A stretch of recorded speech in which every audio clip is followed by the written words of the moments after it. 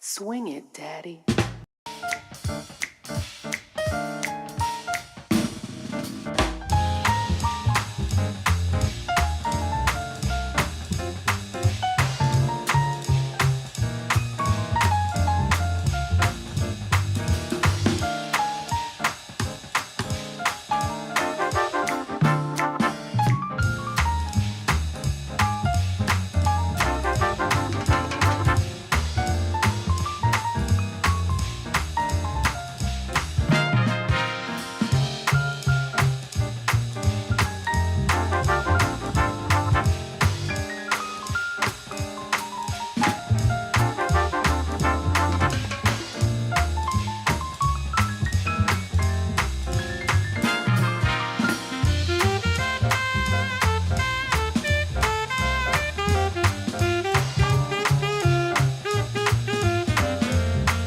Swing it, Daddy.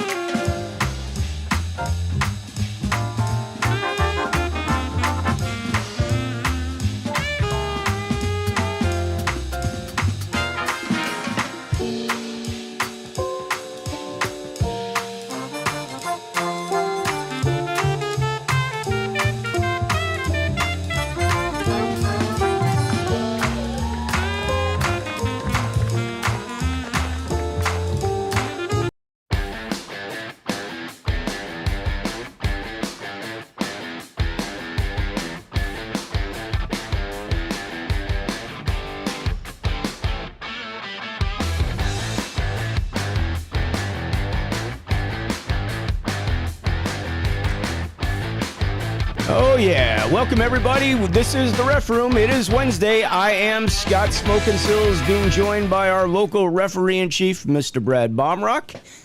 It is a busy weekend coming up. If you're not aware, this is our big CCM World Invite, the biggest weekend of the year. I can't believe it's already here. It always comes very quickly, and it leaves even faster. Yep. So be prepared to skate a lot this weekend, guys. If you're doing games, I'm sure you all are taking many games, and yeah, it's going to be a busy weekend. So today we're going to share some tips and tricks to get through the weekend safely. And I think we got a couple other things up our sleeve.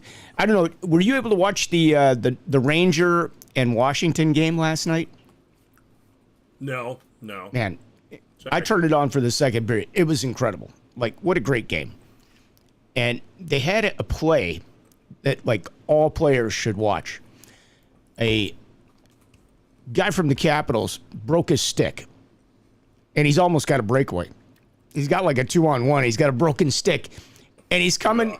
He kicks the puck towards the bench, grabs the stick, and continues in to get a shot on goal. He probably should have dropped the puck to his partner, but like the whole bench has a stick out waiting for him, and he grabs the stick and he comes in and gets the shot off, and it's like, wow, he almost scored on it too, which was pretty cool. I've not seen a play like that before, and I'm sure a lot of people will be wondering, gee, is that legal? Can he just grab a stick and continue to play and possibly score a goal, or is there going to be a penalty? I think there was a little confusion with the announcers and like the people in the building seeing that. They were like, can he do that? Yes, he absolutely can. He had a broken stick. He's just replacing his stick, and he's continuing play. He didn't hold on to the stick that was broken. He picks up a new stick from the bench, and he's good to go. As long as he doesn't take two sticks. If he takes two sticks, he's got a problem. Yes, and also the stick has to be obtained legally, so they have to hand it to him. They can't throw it to him. Yeah. You can't get one from the penalty bench. Right. So it was pretty cool. He was right near the bench. He kicked the puck over there, continued, and like, awesome play. Would have been even better had he scored. Well, Scott, I got a good question for you. So, what if a player's over by the penalty bench, and his stick breaks, and the opposing team's player goes, here, and they take it from him? All right, wait. Who's at the penalty bench? So, Team A Team A. I'll get it out good for you. Team A. Has the puck. Stick breaks. Team B has a guy serving a penalty in the penalty bench. Yeah. Team B goes, here, and hands the stick out. Guy grabs it. No. Can't do that. It's your opponent's stick. Why? Because it's your opponent's stick? You can. If you pick up the wrong stick off the ice and you get caught with the wrong stick, that's not legal. Well, you have to recognize. You'd have to identify that it's the wrong stick, but, you know. Yeah, the play is more simple than you're making it. Well, you can't play with your opponent's stick. I mean, if he hands it to you, I don't know, man. That might be... You're going 18 feet too far. Think about where he's getting it from. So you're assuming that he's in an open penalty box that he can hand this stick off. He's not in a glassed-in penalty box where he can't get a stick out there in the first place. Correct. Yeah.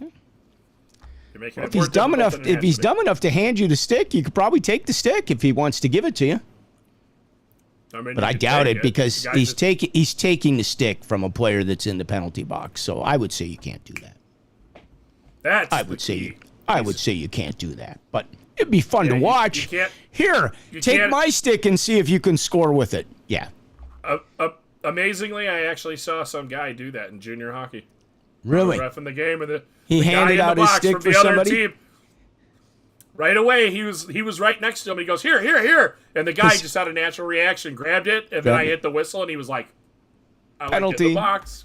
I love it. See, that's when it pays to know the rules. Like if you're a player, I give golf so much credit because those guys know the rules. They know what they can do and they know how to use them to their advantage. And I think a lot of hockey players miss the boat on that because they don't know the rules. Or they don't know the rules for the league that they're playing in or the rule book that they're playing under. And that falls true for a lot of coaches as well. A lot of coaches think they're playing in, their teams are playing in the NHL or they're playing college hockey, and it's a different rule book. You really need to know the rules for the league that you're playing in. That's all I can say. But anyway, it was a pretty cool play, and that would be interesting to see. But, yeah, you wouldn't be able to take somebody else's stick in that situation. Just like if both players lose their stick on the ice, technically we just lost Brad. Oh, there he is. Technically, you can't pick that stick up and play with it. Now, if they both, I've actually seen that before where they both lost their stick, and there could be some confusion there. That might be interesting, but technically. Yeah, it's once they once they realize they have it, they're supposed to drop it. Now, a guy chasing after you, telling you it's his stick, that's identifiable. Yeah. So, but it's an interesting thing. I did have that happen once. The guy's like, this is not my stick. He's got my stick.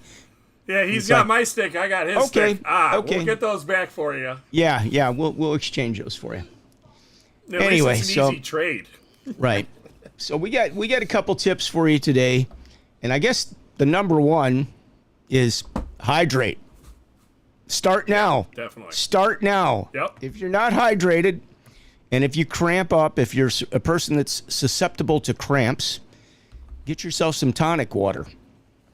Yep. And start drinking it, and keep some tonic water in your bag at home that night, and maybe some bananas too. Both are probably good choices if you tend to cramp up a lot, because you are going to be skating a lot this weekend, especially if you're working the higher levels of hockey. That is a workout. If you're working, like most of the guys are probably working 6 games a day, I would say 3 and 3. Typically, some might work more, some might work a couple less. But either way, especially if you're working, you're working Bantam Major and above, you better start hydrating now. That would be a great idea. Yeah. You might want to keep some snacks in your bag. Yeah, definitely bring some snacks with you. Definitely have water. If you're going to stay at the rink, you might want to lay down. Bring an extra towel that you can roll up. Use it as a pillow. Because I see a lot of guys napping, but they, their head's like this on the bench. So I couldn't imagine reffing with that afterwards. So, stuff like that. But the tonic water thing too, when you skate a ton and your legs are fatigued, a lot of people get restless leg syndrome when they lay down. The tonic water will stop restless leg syndrome too. I didn't know that. So That's if interesting. You struggle with that? Yep, you can drink it beforehand, and it should calm that down. Very cool. That's a good one. I didn't know that, but I do have. I try to keep a bottle of tonic water, believe it or not, in the car, and I try to keep one in the house if needed. I had a few incidents many years ago where I didn't hydrate enough, and I paid the price for it. You cramp up. Being dehydrated. It can be really bad. It does not feel good. It's painful. Yeah, it does not feel good. It can be very painful. Yep, So. and also it makes you a little loopy in the head. Yeah. So Another one that I like to throw out there every year, and that is keep a hair dryer in your bag. Not for this, but for your skates and your equipment and everything else. The hair dryer is just a really nice piece of gear to have so you can be comfortable out there. Some of these rinks are bitterly cold. I mean, brutal. So, you're wet. You got wet feet, wet socks, if you can. It's hard when you're just going between games and you got 7 minutes to change your socks and your skates. But, at least after that 3-game run, try to get some fresh socks on and get your skates dried out and the rest of your clothes dried out, an extra undershirt or whatever, so you can be comfortable out there. So that's a couple of biggest suggestions I've got. We got plenty more tips we can give you beyond that, but those are a couple things that I think are really helpful and should hopefully get you through the weekend. We could probably give you a couple mental tips too in terms of like trying to get through these games. I don't know, what's your secret if you're doing like 3 in a row? 3 in a row can be a little painful. It's a long time. It's a good run. Are you counting by period? Are you going 1 down, 8 to go? So at the beginning, I'll start it off. Because I have 14 of them, right? We'll start it off. We got 14 more to go. Then we got 1 off. We got 15 more to go, right? And then you just added a game. You're going the wrong direction. You got 13 left to go.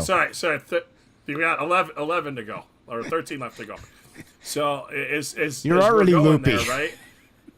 After the 3rd game, I just got done with work. Scott literally ran here. Anywho, but the second set of games that I'm out there, I start going. We're a quarter of the way through these 2 days, and then 2 more games because we have 2 more on Sunday. And then when it starts to get real desperate, and I'm starting to get all right, we got 6 periods left, so that's the last 2 games on Sunday. Once we get to that last game, hey, we got 2 halves or whatever it is, right? Yeah. Okay, we have 30 minutes total. We got 6 warm-ups, baby. We got to get through 6 warm-ups. Yeah. That's the way I start thinking about it sometimes. But yeah, the halves are pretty easy. For me, I try, one of the things that I use, I try not to look at the clock in the first period. As much as I can avoid looking at the clock, I don't want to see, 15-minute period. Now we're down to 13 minutes, like watching paint dry. I don't want to do that. I try not to look up there, and then a period is gone. I look up and there's 2 minutes left in the period. Great, we're already 1 down. Yeah, and I think once you hit the middle of the second period, it starts to go pretty quick. That 3rd period, the last 7 minutes is usually pretty quick because, either teams are in the game or they're out of the game. If you got a runner, you don't have to worry. It's just a matter of time. It's going to be over. But if you've got a good game, that last 7, 8 minutes, probably going to be some pretty good hockey. You're not going to have time to think about much with the clock. It's going. Yeah, they're rolling through at that point too. They're out there. They're going. And then before you know desperate. You got 1 down, and you do the same thing for the next game, and the next game, and the next game. And you know what? All you're doing is trying to get through the 3. You get a break. Go have something to eat. Take a break. Eat. And then you start the same way over again when you get that next series of games. So, that's, I've done 4 in a row before. That's even more painful. Mentally, it's, the skating you just get used to. Like, you're just going to stay. You just keep skating. You just keep moving. You just keep going. It doesn't change. It's the mental part. Grind. So that's kind of thing. And it can be exhausting too if you have difficult games. Yeah, absolutely.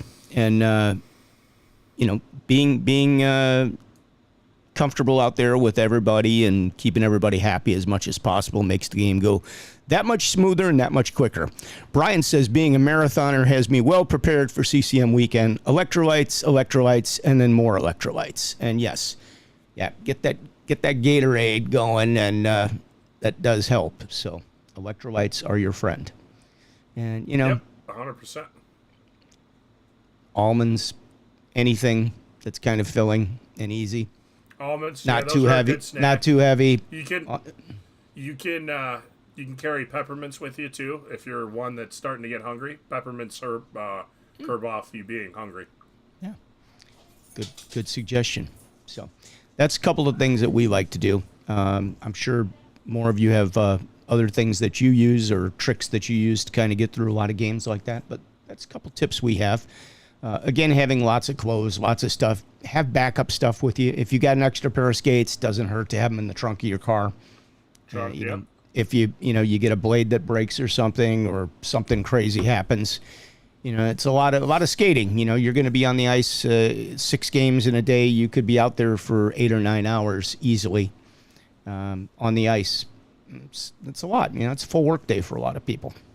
Yeah, not for Brad, of course. Time but of the year.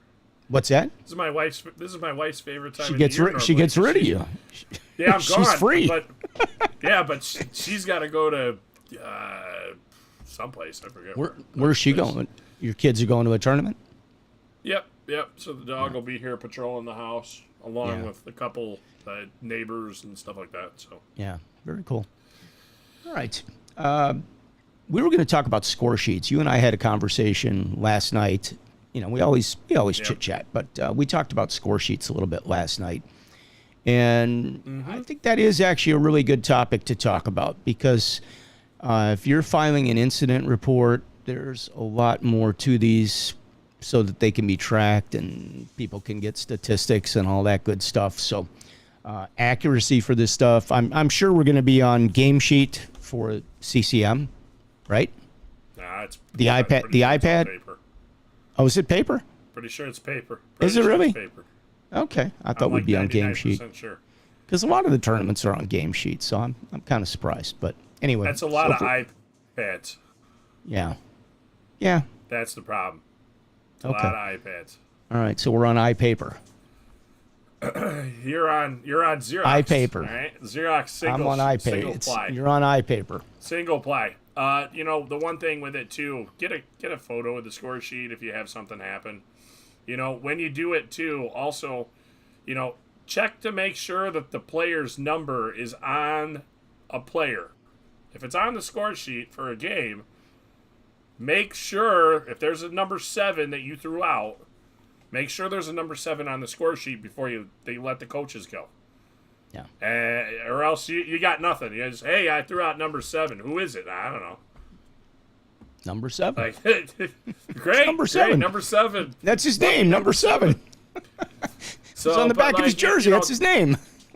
What I do, especially if it's a paper score sheet, what I do is I actually go and I circle the guy that was thrown out afterwards. Yeah.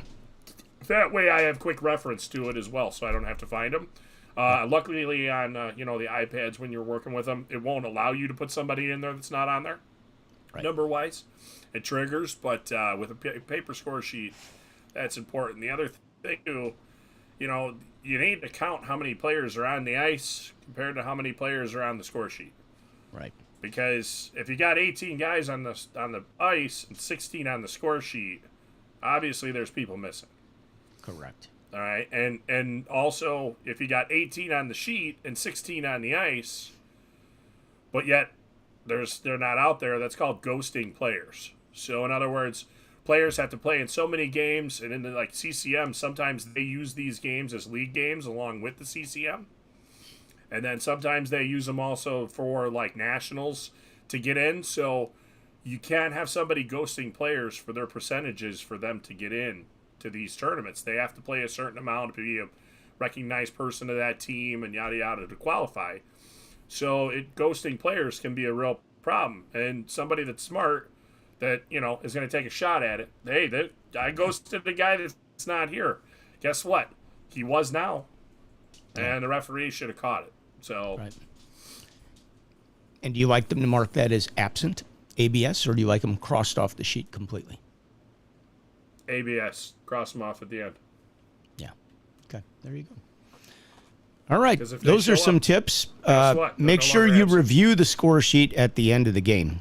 if you have a situation that's going to require some paperwork, don't be ashamed to take the score sheet back to the ref room if you need to. And take a look at it. And also remember about the iPads. Yeah, same thing with an like iPad. we talked about last week. Yeah. Well, remember what we talked about last week, that is somebody's personal property, generally, whoever it is. Just make them known where you're going. Offer them to come with you to wait outside the locker room. Yeah. They're expensive. I get it. Let's just be mindful of it. Okay. Fair enough. I like that. What else you got? Well, another thing you can do, too, is a lot of the tournaments are, the rinks have the ability to make a copy of the score sheet for you. So you can actually ask. There's a tournament director, especially CCM, every rink.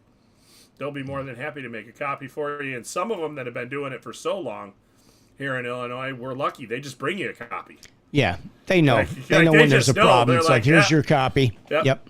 Yeah. So, or they'll come over with the score sheet so you can take a photo. And honestly, I think the photo is the best. But do yourself a favor. Check the photo. Make sure your hand didn't move so it's blurry and you can't read it. It happens. It happens. No, it happens. So. Or the guy that doesn't realize his camera lens is covered. We've had that happen before. They're like, well, I took a photo, and you can see the guy's finger over it. And I'm like, well, I know these things happen. But maybe you should check the photo next time. Exactly. But yeah, just make sure you have a record. And if you have to, with all these games, what I would do in this especially, is I'll actually jot it down in my riot pad what happened. Yeah. That way I don't have to think about it when I get home exhausted. And if you don't know what a riot pad is, these are great. This is a rocket pad where you can actually mark this thing up the way you want with a permanent marker. So if, let's say you're doing shootouts, you can literally take a page of this. This is erasable. So you can wash the ink off, like this is blank because this is a brand new one. You get a little microfiber towel, little water. The ink comes off. But if you use a Sharpie, use one of these, you can create your own score sheet, like with boxes for the player numbers or, goals scored in a shootout or something like that. Or you can, have home and away, light, dark, whatever works for you. All the things that you can find in the best riot pads that are out there, you can make your own. And at the end of the day, if you want to keep all your information, all you do is scan it. There's a little code here. You use an app, and you can scan. You see there's a little QR code down there. You can scan that, and you'll have a permanent record of all the notes that you have, whatever you need. So if there's some rule references you're not sure about or whatever that you want to mark in your riot pad, a lot of referees do that. They'll keep certain things in there that they want to make sure they get straight. They'll keep them in the riot pad, and you can do that very easily in here. So you could have a permanent record of it if you want that stays on there by using a permanent pen. But when you use the pens that they provide, and you can get additional pens like that, these allow you to write on this thing and just wipe it off, which is very cool. So just wipe it off. Yeah, afterwards. just the way you said it, it was like the ultimate sales pitch. And then just wipe it off. Wipe it off. Just wipe it off. Yeah. Doesn't matter. Wipe it off. Absolutely. So I'm sorry. You should be a salesman for these guys. Right. Then after you're done, just wipe it off. Wipe it off. I'm sorry, that got me in the funny mode. You just need the little, you have to dampen the towel. Like, it doesn't just wipe off. You can't just rub it like this and it comes off. You have to actually dampen the towel, the little microfiber that they give you. And any microfiber will work, just so you know. Do they give you a little mini water bottle that you can carry with? No, but they should, they sell like a little spray bottle, I think. They recommend the spray bottle, believe it or not. I know. You got to get an upsell. They got to get an upsell somewhere, right? We sell a little spray bottle for the water. That's it. And if you want, we'll even sell you the water for another upcharge of 50 cents in shipping. I mean, this water has more. Yeah, we recommend East Coast water for this. It seems to work a little bit better. So, for $2, we'll send you a bottle. Yeah. But yeah, the riot pad is very handy to have, and if you're working any kind of level of hockey, you should have one with you. Let's see here. We got a couple more comments. Karen, what's going on? How are you? There have been injured players on the bench with no helmet, and a reply of, well, the ref didn't say anything. Not sure what level you're referring to, but, if you got players on the bench, they should be taken. If they're injured, they should go beyond the glass area where they can't get hit. I get if they're taking something off for a second and putting it right back on, but even players sitting in the penalty box, I don't care if it's glassed in, you got to wear your helmet. Oh, wear your helmet, yep. That's right. So if you see somebody on the bench, and that includes the goalies with face masks up or not on, you got to have them on. So yep. That's the way it works. And if you're a coach and you're 18 or under, you also have to have one on. Is it over 18? I'm pretty sure over 18. Over 18, I know doesn't have to have them, but I think if you're 18 or under, or if you're an injured player that's just watching the game, staying on the bench, you have to do that. If you're an injured player on the bench, you have to have a helmet and facial protection. And you're supposed to be wearing your team jersey as well, team uniform. Right. Now, I know people that will allow guys, if they're wearing their team jackets, if you really look at the rule, it does say similar underneath their uniforms. They're supposed to be identifiable that they're players and not coaches. Well, they're pretty much identified by the fact that they have a helmet on with a cage. That's how I view it. But that's the problem. They might have a suit on or something. They might be well dressed for the game, and they put their helmet on. I'm like, I'm good with that. I get your. I've been already told that I see the cast on your arm or whatever, and I know you're out injured. I've already said hello to you when I walked over or skated over with the score sheet. Yeah. Guy's got a sling. He can't shake your hand. Yeah, exactly. Karen said, would it be possible to do a quick visual check before the game? Talking back is becoming more prevalent. Talking back from who? From the players? From the coaches? The parents? Who would be talking back, Karen? Spell that out a little bit for us. Probably. The visual check, I think, everybody pretty much takes a bit of a look out there and checks things out. Are they going to go down and inspect every player? No, they're not going to do that, but are you referring to like a mouth guard or a neck guard? Neck guards now are pretty obvious to spot if you don't have one. I mean, the players have gotten pretty good about wearing. I mean, it used to be, every game you were going to catch a couple people. Now it's like, they've all pretty much got them on. They know they're going to get sent off the ice, and they don't want to miss a shift. A lot of them come out and have them on the bench with them, and then they put them on after the warm-up or something. They should have them on the whole time, but, at least they've got them. We get them on them. We know that they're doing what they're supposed to, and that's half the battle. It's for their safety. So. Yeah, and also, so I had a situation that I had a player. This was the first issue I've had with a neck guard all year, with all the games I've done. Amazingly, but I had a player a couple weeks ago, and in the first period, first shift of the game, his neck guard comes off. Okay, everybody, we get that's going to happen. Yep. He comes out there like 2 shifts later, his neck guard comes off again. So I, as a referee, picked it up all the way down the ice, and I skated it all the way down the ice with him next to me. And I handed it to the coach, and I went, this is the second time this came off. So he's obviously not wearing it properly. If it comes off again, he's going to go take a seat for 10 minutes. So we finish the second period. We get through the first period. We get through the second period. No other instances. We come back out through the third. Guess whose neck guard falls off? Mm-hmm. Guess who went and sat in the box for 10 minutes afterwards? Good. It's a rule. I didn't hear anything from the coaches. They knew it right away when they know. When they went. So I'm like, no. I got to be honest with you. I'm shocked. Like I have a squirt team. My Squirt 2 team, they all come out with their neck guards. Like, they ask for help to get their helmets on. You got to tie skates for them. They all put their neck guards on. They all have their neck guards on. I even have players that have mouth guards in. Like, they're in the locker room talking, and they got a mouth guard, and it's like, you're going to have to take it out. I can't understand the words you're saying because they're soft-spoken to begin with. Now you get a mouth guard in there. But, like, the players, a lot of players they do what they're supposed to. And then we have some that just, they just got to buck the system. Well, it's also a normal now. It's kind of like in the NHL before they made it to where you have to wear a half shield. They had it to where you had to play so many games, then you could take the halfer off, right? Well, most of the players, when they're coming up, they're wearing full facial protection coming up. Then when they're playing upper levels of hockey, they're wearing a half shield.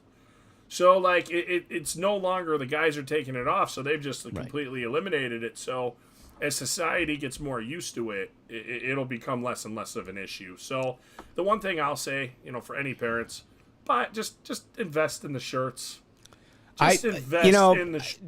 That's the way it should have been. I'm sorry. USA Hockey, you missed the boat on that one. They should have just said it's going to need to be a shirt, and that's the way it's going to be. Or, like, as we call it, the dickie or whatever you want to call it, like a turtleneck type thing. The wraparound with the Velcro, total miss. Total miss. And also, and Brian brings up a point here that just came up in the comments, and I want to bring this up because it says some guys have it on, but completely tucked down under their shoulder pads. When called on it, they'll dig it out, and they'll wait and, for someone to notice. Okay, well, here's the deal. Again, kind of a total miss here because a lot of the guys had these from before, and they're soft turtlenecks. They're very soft, and they're very short. They're only about this high, okay? And they're wearing them. They are wearing them. Now, they could be worn out. I don't think it's what we want moving forward, but they're not deemed to be illegal at this time. Am I correct? Correct. As things move forward, the rule is going to get more restrictive and more restrictive. Right. That's just how it is. We have a rule change next year. Our book changes for next year. I think some of these things will be documented correctly moving forward. I'm going to hope. Well, you got to remember, Scott, the equipment manufacturers have to have the time in order to get everything done. Everybody has to have time to get things purchased, circulated. Yep. If you say, hey, everybody's got to have this tomorrow, guess what happens? Yeah. There's 100,000 people that can't get it because there just isn't one in manufactured. So, it's one of those, it might be a slow process, but it's at least curving towards the positive. Yeah. I mean, to be honest and to be fair, the manufacturers have made these for a number of years, and, players were supposed to have worn them all along. Some of them still have their ratty ones that they've had for years. They used to have to wear, at least in Illinois, they used to have to wear a neck guard. And then we stopped it for a few months, and then all of a sudden we came with the even bigger, harder rule. But they used to wear a neck guard. And so if you go into the pro shops, they still have some of the old school neck guards. The manufacturers still have some of the old school neck guards. And so it's like, well, they need neck guards. I don't think we knew that, it's got to be the ballistic ones that are this high and everything else that are more like a collar. And so I think they've allowed this to kind of move forward as, okay, we got some protection on. It may not be exactly what we want, but at least they're wearing something at this point where they weren't wearing anything before. It's a work in progress. It's a start. Yeah, it's a work in progress. It'll get more restrictive, I'm sure. Yeah. So I think that's the best way to put it, because I've had some people too that I've asked, like, where is your neck guard? And they're like, they got it. I'm like, okay, well, you need to pull it up. I get it's the shirt. And, I've had players and coaches point out, hey, 14 doesn't have a neck guard on, because, we do have the coaches and the players that try to get an advantage. I'm not going to say which schools they're from, but they do. And, it's like, you can go over and he's got one. He's legal. He's good to go. It's there. So that's all you can do. All we can do is, if asked to check, we can check. That's the way it works.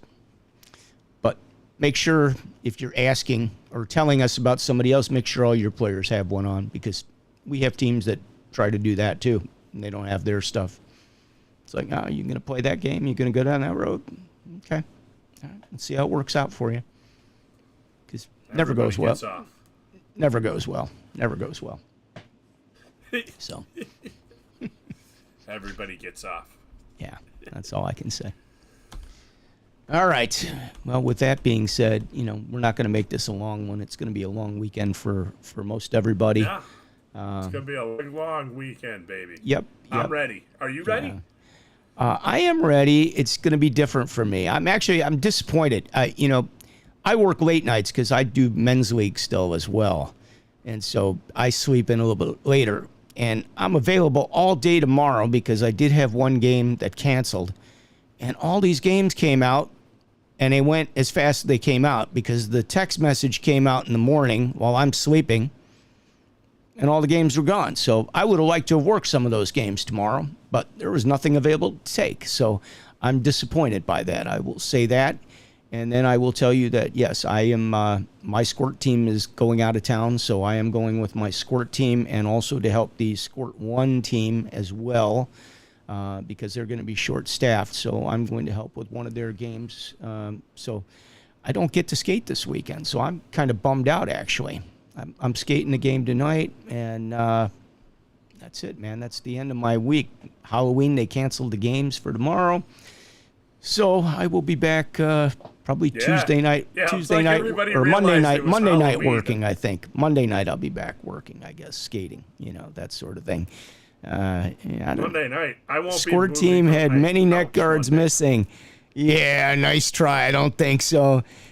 Absolutely ridiculous that they were not called for missed neck guards. Need to be more of a serious issue. Yeah. I think they have become a serious issue. I think everybody's pretty serious about the neck guards now. I think that before they weren't. All you needed was an incident, and fortunately it wasn't us in Illinois, but, we saw the incident, and everybody saw it around the world when they saw that incident because it was bad. And as a result, I think people have taken it a lot more seriously. And that, by the way, that goes for our referees that are under 18 years of age. They have to wear neck guards. So, correct. Yeah. Now, who enforces that? Do the coaches enforce that on the under 18 referees? And what is the recourse there? Just out of curiosity. The officials are supposed to wear what they are. That's it. Wear what you're supposed to wear. It's part of your dress. Right. Okay. Falls under 501. It would be like not wearing a helmet. Yep. This is funny because he says maybe I should wear a neck guard on the bench to be safe. Listen, if I was coaching I think a U16 or a U18 team, I'd want to wear a helmet and shield, and not just a shield. I'd want to wear a helmet and a cage on the bench. I saw a coach the other night. Scott, I'm telling you, it's probably not that far from coming. I don't understand why they're allowed to still. I had this is a true story. Personal opinion. You're making. I had a JV game the other night. JV game, and the coach has his chalkboard out, and he is, squatting down on the bench. I know where this is gonna. And he is doing the X's and O's for one of his players, and he has like a. It's not a baseball cap. I don't know what you call it, like a short build, like a dressier cap. Oh, that thing got taken off. A fedora? Well, it's not like, it doesn't have the brim around it. Maybe it would be a fedora. I don't know what you'd call it. Anyway, he had that thing taken off. It got taken off while he was, I was like, I went over. He was really lucky. It caught the top part of his hat and came off. It didn't get him, like he didn't get cut. He didn't get the puck on the forehead or anything. But that was pretty scary. And I was like, wow, are you okay? I went over to check on him. He's a nice guy. And I'm really glad he didn't get seriously hurt. He could have really, really been damaged out there. So it is no joke, when you are on that bench that, even as a coach, I've seen a lot of coaches, the high school coaches getting hit with pucks from pucks being shot out. And, I'm surprised we don't have more injuries from that, to be honest with you. I really am. It's dangerous. That's all I can say. I'll tell you a funny story, Scott. So back in the day, there used to be a local college ACHA team, and they were so good they would beat opponents pretty bad. And it was $5 to get in the pool, and the entire third period they would shoot pucks at their head coach in the bench and watch him dive around, and if you hit him, you won the pool. So you know, like you can't get hit by your own players. But yeah, that was. Well, that I've was seen some nastiness too, because I've seen somebody in a men's league game before. I've seen somebody snap a couple pucks over at the open bench, okay, at the opposing team's bench, when they're not happy. So yeah, not good. And you know, there's, you know, it's just, it's dangerous. That's all I can say. And yeah, I don't know. Maybe at some point that does need to happen. Honestly. I'm sure a lot of people won't be happy about it, that they'd have to do it. You know, I don't see how an underwriting company allows it. What's that? It's not a rule yet. I don't see how an insurer allows it. Man, it just hasn't had a serious enough event yet. And unfortunately, sometimes those things need to happen. I don't wish it on anybody when it happens. Let's end it on a non-positive note today. Oh, we're going out on the sour note today? Really?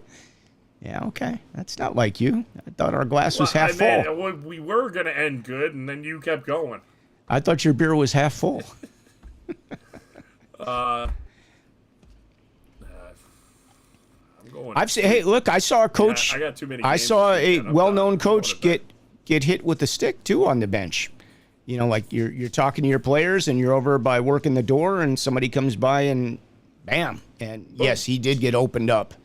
That's the other part of it too that we didn't even talk about. You know, we know the puck comes at you, but you know, you got the sticks. I mean, even as an official, if you're lining, you know, it can be challenging working around some of those benches, especially some of the not as skilled teams that, you know, think they can just crawl right over your head and come out, you know, because they're in a panic to get out there, I guess. They don't realize they have a lot of bench to work with and that they can maneuver. But, you know, that's another story for another day, I guess. As long as we're happy. Ending on the high note here. Yeah. Well, let's get it to the end here, Scott. Bring her home. Bring her home. All right, let's bring her home. You guys have a great weekend out there. Go take an extra game, because I know they're going to need it. Somebody's got to cover the games. I'm not working this weekend, so somebody pick up some extra game. Baumruck, take another game for me, will you? Hey, Scott, just wipe it off. Just wipe it off. Get the show over with. Wipe it off. Just take the cloth and wipe it off. That's all. Yeah. Karen says she got hit with a stick and had a concussion for 4 months. See? Yeah, see? It happens. Yeah. They got to give you hazard pay, Karen. Karen also sent me a text. Howie's Hockey's having some sales.